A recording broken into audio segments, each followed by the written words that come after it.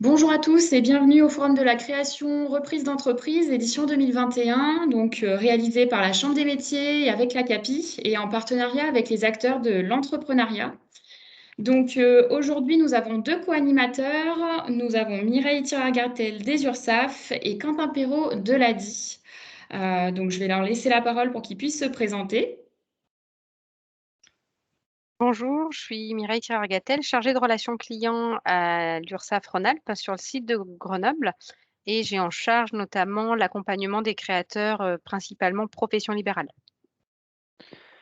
Et donc bonjour à tous, je suis Quentin Perrault, je suis directeur de l'ADI en Isère. On est présent sur 3 sites en Isère, donc à Grenoble, à Bourgoin-Jallieu et à Vienne.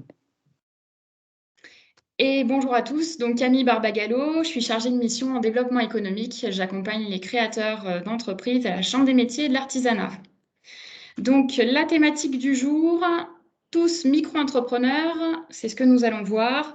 Alors pour rappel, 7 autres thématiques sont disponibles sur le site de la Chambre des métiers, donc cma-isère.fr. Vous pouvez aller toutes les visualiser en visio. À la fin de cette vidéo de présentation, vous aurez un questionnaire qui vous sera envoyé par mail. N'hésitez pas à répondre à ce questionnaire. Et suite à vos retours, nous vous enverrons le support de présentation. N'oubliez pas de remplir ce questionnaire en ligne. C'est parti pour cette thématique tous micro-entrepreneurs. Alors, tous micro-entrepreneurs, donc qui peut être micro-entrepreneur? Toutes les personnes qui souhaitent entreprendre peuvent être micro-entrepreneurs, hein. C'est un statut qui est accessible à de nombreux secteurs d'activité, qui propose donc un régime social simplifié et un régime fiscal simplifié. On va le voir, on va développer un petit peu sur les prochains points. Vous avez une obligation, c'est de vous inscrire au CFE, le Centre de formalité des entreprises, qui est compétent en fonction de votre activité. Dans certains types d'activités, attention, la qualification est obligatoire. Donc, on vous demandera soit le diplôme, minimum CAP, ou 3 ans d'expérience dans le secteur d'activité que vous visez. Réfléchissez et renseignez-vous pour savoir si vous êtes dans un secteur d'activité soumis à qualification.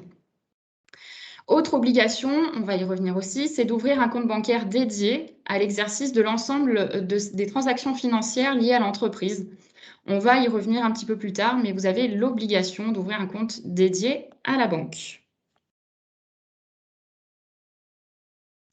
Donc, la micro-entreprise pour qui? La micro-entreprise peut vous convenir si vous êtes en personne physique et que vous souhaitez créer votre propre activité à titre individuel. Vous pouvez très bien être retraité, chômeur, salarié, ce statut est ouvert à tout le monde. Dans n'importe quel type de secteur d'activité, dans l'artisanat, dans le commerce ou en tant que profession libérale, il n'y a aucun problème. Alors attention, pour toute création, la carte vitale restera rattachée à la CPAM. Tout a été fusionné, donc voilà, une seule caisse d'assurance maladie, la CPAM. Je vais laisser la parole à Mireille. Alors, tous micro-entrepreneurs, c'est l'intitulé de ce webinaire. Non, tout le monde ne peut pas être micro-entrepreneur. C'est un régime bien spécifique dans lesquels certaines activités ne peuvent pas y prétendre, notamment, alors on ne va pas toutes les énumérer, vous les retrouverez sur le site autoentrepreneur.ursaf.fr.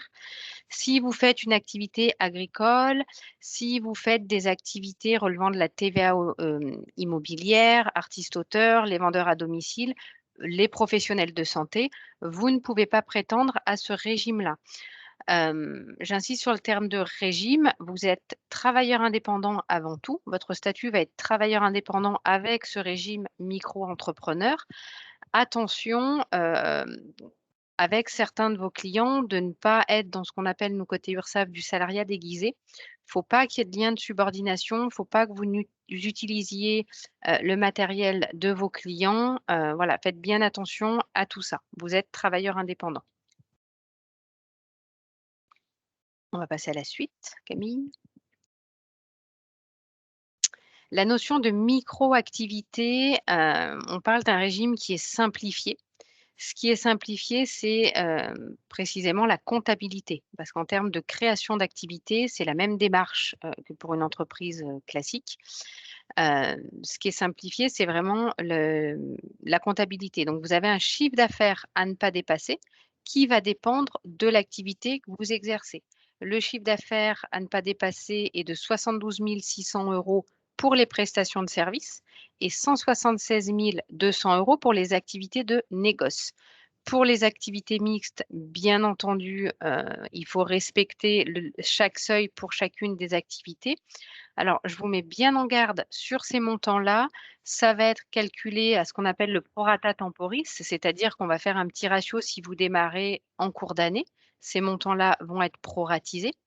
Il y a d'autres seuils à bien respecter, notamment le seuil de la TVA. Le régime micro-entrepreneur n'est pas soumis à TVA jusqu'à un certain seuil. Donc là, je vous invite à bien consulter le site des impôts pour connaître ce seuil-là. Et c'est une activité, on y reviendra après, où vous ne déduisez aucun frais. Donc en termes de marge, il faut également le prévoir.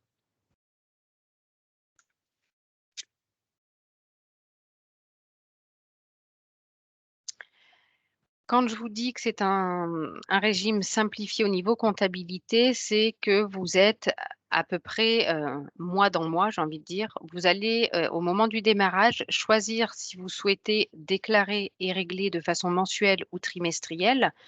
Et vous allez déclarer un chiffre d'affaires sur lequel vous allez appliquer un taux unique de cotisation. J'insiste bien sur le chiffre d'affaires sans déduire aucun frais de fonctionnement. Donc, votre chiffre d'affaires, ça va être 12,80 € pour les activités de négoce, fabrication, hôtellerie, restauration et 22% pour les activités de service, que vous soyez en BIC ou en BNC.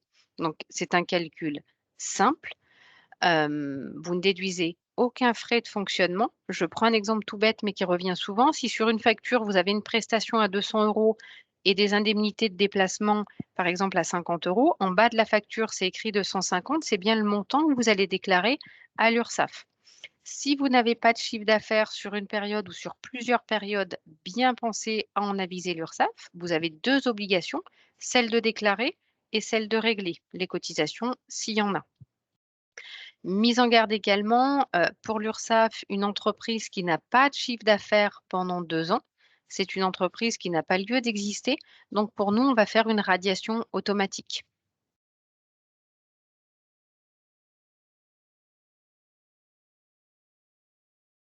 C'est tout bon, Camille. Toutes les déclarations se font sur le site auto-entrepreneur.ursaf.fr. Soyez bien vigilants sur tout ce qui est site frauduleux. Le site officiel, c'est bien celui-ci. Vous avez également l'application mobile et que ce soit sur le site internet ou sur l'application mobile, ça va être les mêmes identifiants et mêmes mots de passe. Donc après, vous faites avec ce que vous voulez. Vous pouvez utiliser les deux, l'appli mobile, le site internet. Pareil pour tout ce qui est recherche d'informations.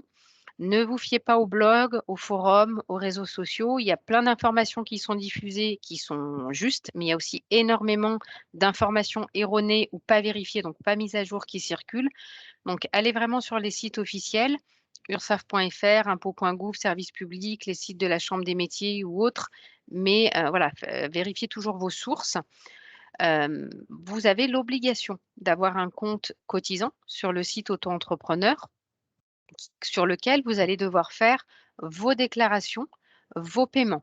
Et c'est sur votre espace personnel que vous allez avoir accès à toutes vos attestations justificatifs, notamment pour Pôle emploi ou pour un bailleur, pour un prestataire, peu importe, qui vont vous les réclamer. Vous pourrez trouver toutes les attestations de vigilance, les confirmations de paiement, de déclaration. Si vous avez une question, écrire à votre conseiller URSSAF pour qu'on vous réponde, voilà, ou même prendre un rendez-vous avec nous.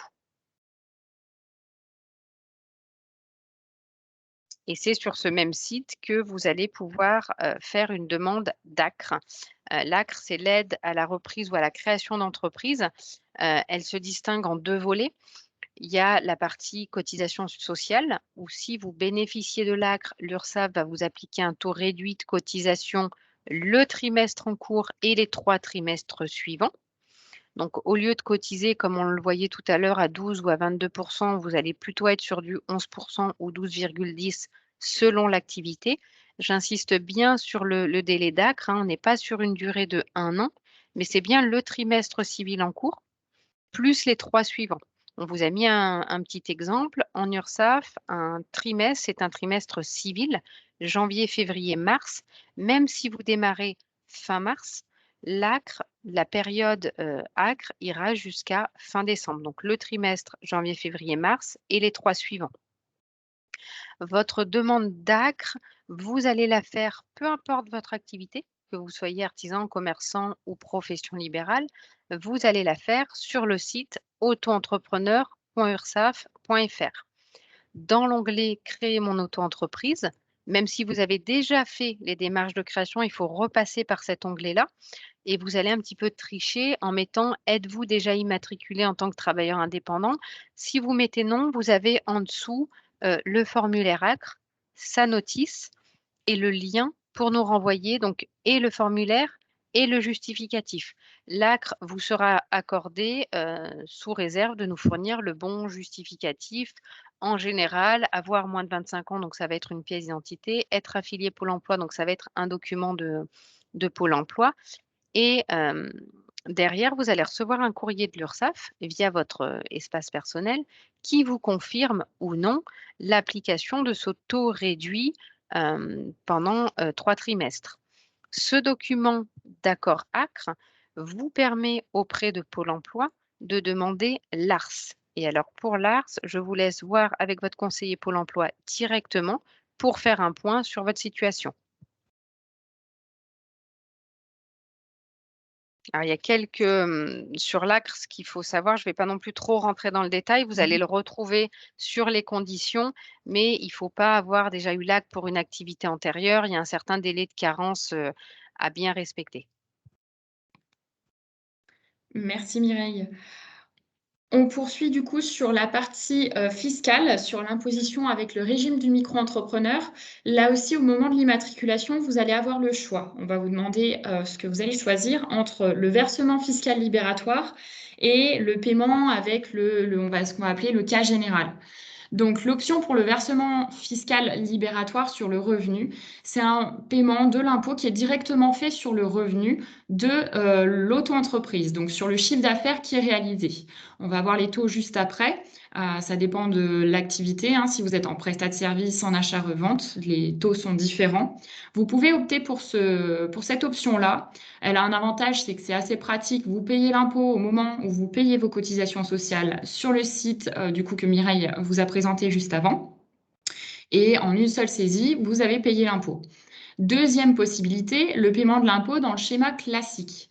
Là, il y a un système d'abattement qui est fait par les impôts sur le chiffre d'affaires que vous allez réaliser. Mais là, c'est à vous de faire la déclaration au mois de mai, juin, au moment où on paye son impôt sur le revenu. Dans tous les cas, que vous ayez choisi le versement fiscal libératoire ou l'impôt sur le revenu, il faudra compléter une fiche annexe à la déclaration d'impôt qui s'appelle la déclaration 2042 C Pro, qui peut se faire en ligne au moment où vous faites votre déclaration de revenus au mois de mai ou maximum juin. Donc, pour les taux qui sont appliqués en fonction du versement fiscal libératoire ou du cas général, vous avez ici donc la colonne versement libératoire de l'impôt sur le revenu, le taux qui est appliqué pour la vente de marchandises, donc on est à 1% du chiffre d'affaires qui sera reversé au titre de l'impôt. Et en prestation de service, on est donc à 1,7% du chiffre d'affaires qui sera reversé au titre de l'impôt. Pour les prestations et services et professions libérales, en BNC, bénéfices non commerciaux, on sera à 2,2% prélevés sur le chiffre d'affaires au titre de l'impôt. Pour les abattements sur le cas général, donc sur l'autre possibilité, ce qu'on vous conseillera, c'est dans tous les cas de faire 2 scénarios différents pour voir lequel est le plus avantageux. Aujourd'hui, on ne peut pas vous dire si l'un ou l'autre est plus avantageux, c'est du cas particulier. Il faut prendre le foyer dans son ensemble pour voir si le cas général est plus intéressant ou le versement fiscal libératoire. En tout cas, ces questions-là, il faut y réfléchir avant de vous immatriculer, puisqu'au moment de l'immatriculation, on vous demande de faire le choix. Vous avez toujours possibilité de changer cette option d'une année sur l'autre. Alors attention, il ne faut pas dépasser pour le versement fiscal libératoire, ce qu'on appelle le PAS, qui évolue chaque année. Vous pouvez vous renseigner sur le site des impôts. Donc pour cette année, le PAS est bloqué à 27 700 94 €. Il évolue chaque année. Donc là aussi, c'est à vous de vous renseigner. Mais si vous avez opté pour le versement fiscal libératoire cette année et que vous voulez passer au cas général l'année suivante, il faut prévenir les impôts avec un courrier avant le 30 septembre de l'année en cours pour une application l'année d'après. Ce qui est quand même intéressant, c'est de faire des scénarios et voilà, d'essayer de vous faire accompagner également sur ces choix-là. Sur les obligations d'un micro-entrepreneur, qu'est-ce que vous avez comme obligation? On en a parlé en phase introductive, donc vous avez l'obligation d'ouvrir un compte bancaire dédié à l'activité si votre chiffre d'affaires est supérieur à 10 000 €. S'il est inférieur, ça n'est pas obligatoire, mais on vous le conseillera toujours, nous en tant que conseillers, de séparer les flux financiers de la micro-entreprise, de les séparer des mouvements personnels, de consommation personnelle. Il est également obligatoire d'adhérer à un dispositif de médiation pour permettre à vos clients de faire un recours gratuitement. Donc là, c'est à vous aussi de vous mettre en lien avec la médiation de la consommation. Pour les activités, alors les activités qui sont concernées sont principalement les activités de vente de biens et de services aux particuliers. Vous avez également des obligations en termes de conservation de vos documents. Vous êtes obligé de conserver vos factures, pièces justificatives relatives à l'achat de biens. Donc vous allez acheter des biens en tant que micro-entrepreneur, des ramettes de papier, des cartouches d'encre.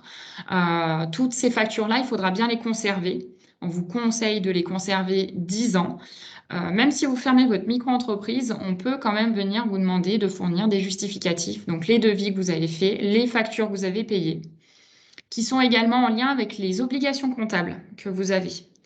En termes d'obligations comptables, en micro-entrepreneur, vous n'avez pas d'obligation d'expert comptable. Par contre, vous avez l'obligation de tenir à jour un livre de recettes et un livre des achats qui doit mentionner chaque année les flux de manière chronologique. Donc, on vous conseillera de vous faire des tableaux. Si vous gérez bien Excel, on peut très bien utiliser Excel, le support Excel, et de faire des tableaux mois par mois, d'imprimer ces tableaux et de les garder sous format papier, avec l'ensemble de vos devis, l'ensemble de vos factures.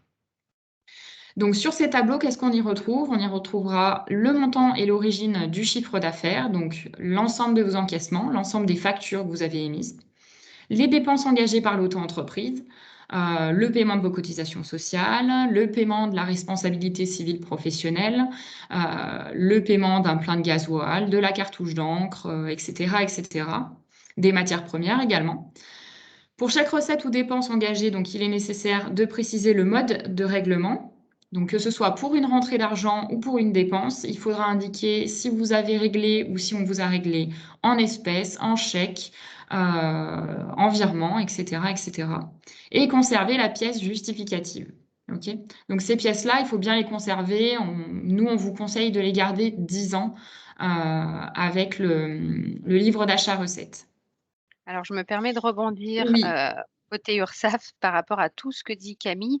J'insiste bien sur le fait que un micro-entrepreneur est travailleur indépendant avant tout, qu'il a les mêmes obligations que n'importe quel travailleur indépendant et que ce qui est simplifié dans ce régime, c'est vraiment le mode de calcul, la comptabilité. Ça n'empêche en rien qu'en cas de contrôle URSSAF ou en cas de contrôle de la part des impôts, toutes les pièces que vient de vous énumérer Camille vont vous être réclamées. Donc, vous avez l'obligation de les avoir, vous avez l'obligation de tenir une comptabilité. Donc, c'est vraiment très important, beaucoup l'oublient. Donc, faites-y attention. Voilà. Et dans ce sens-là, donc la Chambre des métiers a inventé un outil d'aide à la gestion qui vous permet de tenir à jour ce livre d'achat-recettes, qui vous permet de faire vos devis, vos factures en ligne. C'est un logiciel donc, qui s'appelle C'est ma gestion. Vous pouvez aller sur YouTube, taper C'est ma gestion et découvrir la vidéo de présentation de l'outil. Donc, c'est un outil qui est ouvert à tout le monde, avec lequel vous pouvez tenir à jour votre livre d'achat-recettes. Et c'est un outil qui a été certifié, donc qui est reconnu en cas de contrôle. Il n'y a aucun souci avec l'utilisation de cet outil. Bien sûr, il faut l'alimenter, hein, c'est à vous de le faire. L'outil ne le fait pas tout seul. On poursuit donc sur la contribution à la formation professionnelle. Mireille, je te laisse la parole. Alors, l'URSSAF, on va quand même repositionner. C'est vrai que on n'a pas forcément présenté l'URSSAF, on en parle beaucoup, mais peu le maîtrise. Union de recouvrement de sécurité sociale et d'allocation familiale, notre rôle premier, c'est la collecte des cotisations sociales. Donc, quand on est salarié, les cotisations sociales sont réglées par le biais de la fiche de paye. Quand on est indépendant, il n'y a plus de patron. Donc, c'est bien l'indépendant qui règle lui-même ses cotisations sociales qui lui permettent de cotiser pour sa retraite, pour sa maladie, mais également pour la formation professionnelle.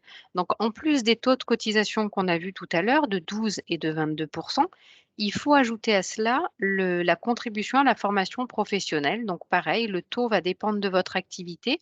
0,30 pour de l'artisanal, 0,10 pour du commerce et 0,20 pour une activité de profession libérale. Cette contribution-là vous permet de bénéficier de certains droits pour des fonds de formation. L'URSSAF n'est que collecteur. Vous aurez du coup sur votre espace auto-entrepreneur une attestation comme quoi vous avez bien réglé cette contribution, mais je vous laisserai voir avec les organismes de formation le montant auquel ça vous donne droit, la prise en charge auquel ça vous donne droit. C'est une contribution qui est obligatoire lors de vos déclarations de chiffre d'affaires. Hop. Et on enchaîne avec la contribution foncière aux entreprises qui vous sera réclamée par le service des impôts, qui sera calculée en fonction de trois éléments. Le lieu d'implantation de votre entreprise. Toute entreprise a un siège social. Même si vous faites, par exemple, du domicile, vous avez forcément un siège social. Donc, la contribution foncière va être calculée sur l'implantation, sur la commune, la superficie de votre local ou de votre bureau, mais également votre chiffre d'affaires. Cette contribution-là qui vous sera réclamée par les impôts n'est pas due la première année. Elle est due si vous êtes en activité au 1er janvier de l'année. Et elle n'est pas due si votre chiffre d'affaires est inférieur à 5 000 €. Il y a également quelques petites exceptions pour certaines professions libérales ou artisanales. Pour plus de détails, je vous invite à aller sur le site impôts.gouv.fr pour bien vous documenter là-dessus et bien la prendre en compte, cette contribution-là, dans vos frais de fonctionnement. Frais que vous ne pourrez pas déduire. C'est le pendant de la simplicité de déclaration. Vous déclarez un chiffre d'affaires sans déduire de frais. Cette contribution-là peut être un frais en fonction de votre lieu d'habitation. Le montant va être plus ou moins élevé.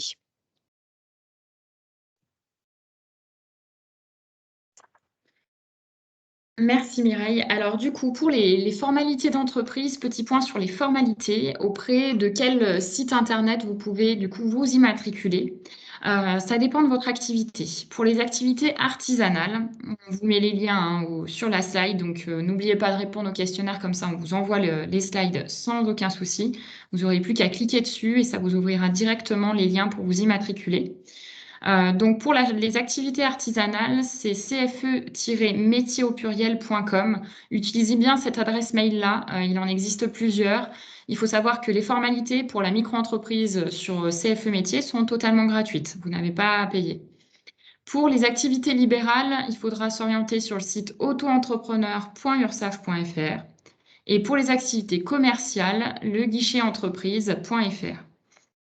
Donc voilà. Alors, oui. j'allais compléter.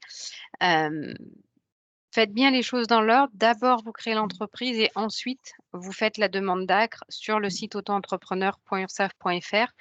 Il y a une obligation de faire les démarches d'immatriculation de façon dématérialisée pour ce régime-là. Donc, on n'acceptera plus de papier pour des créations d'entreprise. Merci Mireille pour ce point. Au niveau de la Chambre des métiers, on peut vous accompagner si vous avez un projet de création d'entreprise et si le statut de la micro-entreprise vous paraît intéressant.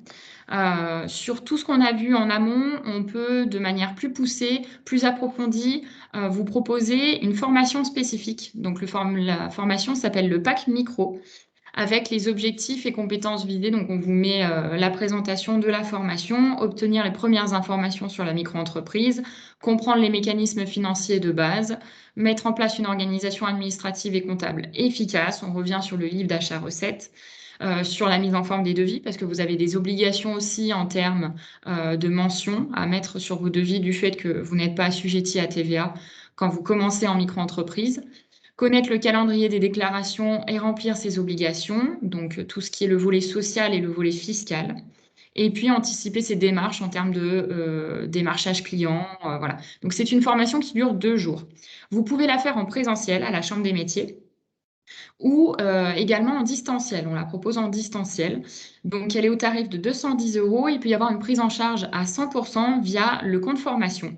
Donc je vous invite, si la formation vous intéresse, à vous rendre sur votre espace personnel, sur mon compte formation, pour voir si vous avez une cagnotte de disponible et surtout n'hésitez pas à vous former. C'est vraiment, moi je vous conseille vraiment le minimum, c'est cette formation-là, le pack micro-entreprise. La deuxième journée, l'après-midi, vous êtes immatriculé avec une personne du CFE, du Centre de formalité des entreprises. Donc là, c'est une assistance qui est quand même intéressante. Et puis en amont, tout cet outil et toutes ces données théoriques qui vous sont données. On vous propose également, si vous pensez avoir les connaissances suffisantes, on va dire, pour gérer votre micro-entreprise, on vous propose des rendez-vous où là, vous êtes directement avec le conseiller de la Chambre des métiers, donc conseiller en formalité des entreprises, qui vous accompagne pour l'immatriculation et uniquement pour l'immatriculation. On est sur un tarif de 120 €. Et là, donc, vous avancez pas à pas avec le conseiller qui fait les démarches pour vous et qui vous envoie en amont tous les documents nécessaires pour faire l'immatriculation et qui fait les démarches. Donc, vous ressortez du rendez-vous avec un numéro provisoire de sirène et vous êtes sûr d'avoir fait les bonnes démarches d'un point de vue de l'immatriculation. Petit point, nous ne faisons pas la demande d'ACRE lors de ce rendez-vous. C'est à vous de la faire par la suite. Je vais laisser la parole à Quentin Delady, du coup, qui va nous présenter l'offre de services pour les micro-entreprises. Donc, Quentin, c'est à toi. Merci beaucoup Camille. Donc moi je parle au titre de l'ADI. L'ADI, c'est l'Association pour le droit à l'initiative économique. En fait, on existe aujourd'hui parce qu'il y a trop de personnes aujourd'hui en France qui veulent créer une entreprise et qui n'ont pas accès à des financements adaptés à leur création. Et donc on est un financeur principal, j'ai envie de dire, de la micro-entreprise, parce que pour plein de raisons que je ne vais pas détailler aujourd'hui, ça peut être un peu difficile, ou en tout cas pas évident, de réussir à se faire financer une micro-entreprise à la banque, par rapport au montant du financement, qui souvent est un peu réduit, par rapport au statut, par rapport à une question d'apport personnel. Bref, qu'importe la raison, aujourd'hui, nous, à l'ADI, on existe pour pouvoir vous accompagner dans le cadre de votre création d'entreprise et puis vous financer, le cas échéant. Qu'est-ce qu'on fait alors, peut-être ce que j'aimerais bien situer, c'est que aussi bien d'ailleurs l'URSSAF que la CMA aujourd'hui vous ont toutes les deux précisé qu'une micro-entreprise, c'est une entreprise comme une autre. Et donc en fait, moi j'insiste aussi là-dessus, une micro-entreprise, étant donné que c'est une entreprise comme une autre, eh ben, on ne se lance pas sans moyens financiers pour pouvoir créer. C'est hyper important de comprendre que de partir avec je peux dire quelques bouts de ficelle, c'est pas une bonne manière de lancer sa micro-entreprise. Partir avec l'argent qu'on avait de côté ou en tout cas même se sous-financer au démarrage de son entreprise, c'est pas une bonne manière. Quand on crée une boîte, on se donne les moyens d'entreprendre correctement et donc moi je vous recommanderais toujours et on arrive à le démontrer aujourd'hui par le taux de pérennité des entreprises qu'on finance et qu'on accompagne, qui est au-dessus de la moyenne. C'est parce qu'on part avec un montant de financement adapté, parce qu'on part avec assez de moyens, qu'on se donne plus de moyens pour réussir. Et donc, très concrètement, voilà, n'utilisez pas votre apport, l'argent que vous avez de côté entièrement pour créer votre boîte. C'est moins risqué aujourd'hui de faire un emprunt. Et puis, vous allez voir, on a plein de dispositifs pour vous aider à créer. Ça, c'est hyper important, déjà de bien le comprendre. Une entreprise comme une autre, donc je la finance comme toute autre forme de création d'entreprise. C'est parce que j'investis au démarrage que j'ai plus de chances de réussir. Une fois que j'ai dit ça, qu'est-ce qu'on fait à l'ADI très concrètement? On fait un financement qui est pour tout type d'activité, tout type de statut juridique, donc la micro-entreprise, tout type de situation personnelle, même s'il y a des soucis à la banque, on peut envisager de faire un financement, ou que vous n'ayez pas de soucis, hein, mais voilà, des demandeurs d'emploi, bénéficiaires du RSA, vous êtes salarié, vous avez besoin de moins de 10 000 €, parce que ça, c'est le cadre de financement maximum qu'on est en mesure de faire, hein, un financement à l'ADI, c'est au maximum 10 000 €. qu'on peut étaler. Bon, là, il y a marqué 12 à 36 mois, mais très clairement, on peut faire des financements plus courts, voire aller un peu plus long en fonction. C'est pour vous donner un ordre d'idée. On finance tout type de besoins, important de le savoir, du stock, de la trésor, un local, du véhicule, peu importe. On ne va pas fixer de règles sur le type de financement qu'on va faire. Ensuite, on a des conditions assez claires, hein. Nous, un microcrédit, c'est un crédit comme un autre, c'est-à-dire l'ADI, organisme national, emprunte de l'argent à la banque et ensuite on va reprêter l'argent derrière. Et donc on facture un taux d'intérêt, alors taux d'intérêt à 7,53 qui très clairement est un peu au-dessus des taux d'intérêt pratiqués par les banques pour financer une entreprise, mais les personnes qui viennent nous voir, c'est a priori, parce que la banque ne finance pas. Et puis c'est un taux d'intérêt aussi à relativiser, parce que très clairement, on va prêter des petites sommes d'argent sur des petites durées, et donc en valeur, ça fait assez peu d'argent à rembourser tous les mois en intérêt. Ça, c'est la première condition, celui d'avoir un prêt à taux d'intérêt. Et puis la deuxième, c'est d'avoir une personne qui soit d'accord pour se porter garante sur la moitié du montant du microcrédit. Un garant, c'est comme un garant pour un loyer, c'est quelqu'un qui s'engage à rembourser à votre place au cas où, évidemment, vous n'arriveriez pas à rembourser votre mensualité ou vous ne voudriez pas rembourser votre mensualité. Ça, c'est le principe du microcrédit à l'ADI. Une fois que j'ai dit ça, j'ai à peu près tout dit en termes de conditions. On a la chance aujourd'hui, en région Auvergne-Rhône-Alpes notamment, de pouvoir accorder des financements complémentaires à ce microcrédit. C'est-à-dire, vous venez nous voir pour une demande de financement, vous avez besoin de 6 000 €, on va mettre en fait ce qu'il y a de plus intéressant pour vous dans le cadre de cette demande de financement. Et donc très clairement, on a la possibilité de vous prêter également sur des fonds de prêt d'honneur, donc des prêts à taux zéro. Là, en l'occurrence, vous remboursez exactement ce que vous empruntez. Et on est aussi distributeur d'une subvention à la création d'entreprise qui s'appelle la subvention IDClick, qui là est de l'argent que vous n'avez pas à rembourser. Donc c'est vraiment un coup de pouce à la création d'entreprise. Qu'on soit bien clair, les prêts d'honneur comme les subventions sont soumis à des conditions d'éligibilité, et si je rentre un peu dans le détail, elles sont soumises à votre situation vis-à-vis de la création d'entreprise et puis à votre situation personnelle. Il faut, je vous le donne très simplement, et ce sera évidemment à voir avec votre conseiller au moment de la demande de financement, mais il faut être en phase de création d'entreprise, c'est-à-dire ne pas avoir créé ou avoir créé très récemment son entreprise depuis moins de 6 mois, et être globalement demandeur d'emploi, bénéficiaire du RSA, bénéficiaire d'autres minima sociaux, salarié à faible revenu. Bref, il faut être voilà, dans des catégories assez précises pour pouvoir accéder à ça. Mais là, à nouveau, l'intérêt du conseiller quand il vous recevra en rendez-vous, c'est de regarder la situation dans laquelle vous êtes et de débloquer le financement le plus intéressant et le plus adapté pour vous. Alors, dans un second temps, qu'est-ce qu'on fait à l'ADI? Puisque là, il y a la partie financement et sur la slide d'après, il y a tout notre dispositif. Très clairement, voilà, 80% de notre activité aujourd'hui, on finance et on accompagne plus de 350 entrepreneurs, nouvelles créations d'entreprises, hein, j'entends, 350 personnes en Isère chaque année. Et en fait, voilà, une demande de financement et un accompagnement à l'ADI, comment ça se passe? L'accompagnement, il est entièrement gratuit, aussi bien que ce soit avant la création qu'après la création.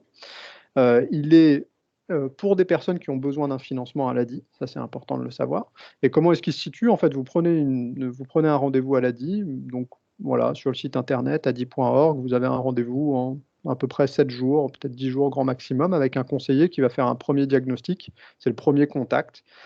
Ça va vous permettre, voilà, nous, ça va nous permettre, pardon, d'évaluer où est-ce que vous en êtes de votre création, et en fonction de l'état d'avancée de votre projet, on décidera soit de vous accompagner à l'ADI, soit de vous renvoyer vers des partenaires, s'il faut bosser un peu plus le projet, soit de passer directement sur une demande de financement. En termes d'accompagnement, je voulais peut-être rebondir sur 2 choses qui avaient été dites un peu plus tôt. Voilà, il y a des questions, même si c'est une micro-entreprise, il y a des questions assez techniques qu'il faut réussir à répondre, hein, aujourd'hui quand vous créez votre entreprise. Voilà, est-ce que justement je fais, si je suis à Pôle emploi, est-ce que je fais une demande d'ARS ou d'ACRE? Enfin, est-ce que je fais une capitalisation de mes droits Pôle emploi? Ou est-ce que je fais le maintien des droits Pôle emploi? Si je suis, est-ce que j'opte, tout à l'heure on présentait le versement libératoire de l'impôt sur le revenu, est-ce que ça vaut le coup de le prendre? Ou est-ce qu'au contraire, il vaut mieux que je sois au régime classique? Bah, ces questions-là, en fait, pour réussir à y répondre, il faut poser un peu les chiffres de son entreprise. Et donc, par exemple, une action d'accompagnement peut-être la plus importante qu'on a l'occasion de faire, c'est une action de chiffrage du projet. On vous aide à chiffrer votre projet et à déterminer ces choix-là, qu'est-ce qui est le plus intéressant pour vous, même in fine, est-ce que la micro-entreprise, c'est le statut le plus adapté? Donc, Voilà, de l'accompagnement avant la création d'entreprise, si besoin. Sinon, vous venez avec un projet, on peut le financer en tant que tel, hein, évidemment. Le financement que je viens de vous expliquer à l'ADI tout à l'heure, voilà, assez rapide, hein.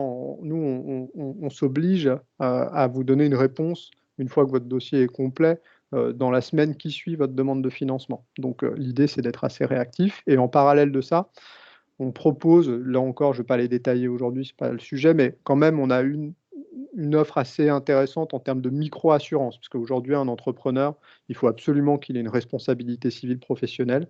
Et à ce titre-là, on a des responsabilités civiles professionnelles qui sont particulièrement adaptées au régime de la micro-entreprise, de par les montants qui sont couverts, et donc, in fine, le coût de la micro-assurance qui est vraiment hyper intéressante. Voilà, bon, d'accès à d'autres bons plans, des complémentaires santé, mais à nouveau, l'idée générale, évidemment, c'est de prendre un rendez-vous à l'ADI et de regarder ce qui est intéressant pour vous et dans votre situation. Et ensuite, voilà, le parcours, un premier rendez-vous, en une quinzaine de jours, je sais si j'ai un financement. Et puis ensuite, si j'ai un financement, on a un accompagnement post-création pour vous aider dans toutes les étapes de développement de votre projet. Pour finir, comment on fait pour prendre rendez-vous? Il y a un numéro de téléphone qui s'affiche à Contactez-nous, que vous voyez tout en bas de la page, hein, c'est un numéro en 09. Et sinon, évidemment, vous pouvez prendre rendez-vous sur le site adi.org. Il y a toute une demande de rendez-vous en ligne qui vous permet d'avoir un rendez-vous avec le conseiller le plus proche de vous. Et comme je le disais en introduction tout à l'heure, on est présent à Grenoble, Bourgoin et Vienne. On a différentes permanences sur le territoire isérois. Et en l'occurrence, la conseillère, si vous faites une demande à Bourgoin-Jallieu, puisqu'on est bien dans ce cadre-là du forum aujourd'hui, la conseillère de Bourgoin, c'est Kathleen Collomb qui vous recevra. Merci beaucoup. Ouais, je rebondis juste sur ce que tu viens de dire, Quentin, de manière générale, hein. C'est qu'il y a plein d'acteurs qui sont là pour vous aider à savoir si le statut de la micro est le bon statut. Donc, avec des accompagnements qui sont gratuits ou du moins avec une prise en charge au niveau de la Chambre des métiers où il vous reste à charge de zéro. Donc, surtout, n'hésitez pas à vous former, à rencontrer les partenaires sur le forum et allez poser vos questions. Vous pourrez également poser vos questions via le questionnaire qui vous sera envoyé, mais ne restez pas seul et essayez de trouver réponse à vos questions auprès des différents partenaires qui sont présents sur les territoires et vraiment qui essayent d'être au plus proche de vous. Et On ne va foncez pas finir. tête baissée sur ce régime-là. Ce n'est pas le seul régime qui existe, Voilà. hein. Certes, la comptabilité est simplifiée. J'ai un chiffre d'affaires, je calcule mon montant de cotisation, mais vous ne déduisez aucun frais. Donc, je pense que ça, c'est aussi bien gardé à l'esprit. Il vaut mieux prendre une semaine ou deux pour bien voir les différentes possibilités qui s'offrent à vous avant de vous engouffrer dans ce régime micro-entrepreneur. Après, rien n'est figé dans le marbre. Vous pouvez tout à fait changer de régime sans pour autant radier l'entreprise, hein. C'est juste un changement de régime au niveau de l'URSSAF qui sera effectué avant la fin de l'année. Donc, profitez bien du forum pour aller voir les partenaires, bien peser le pour et le contre de ce régime-là.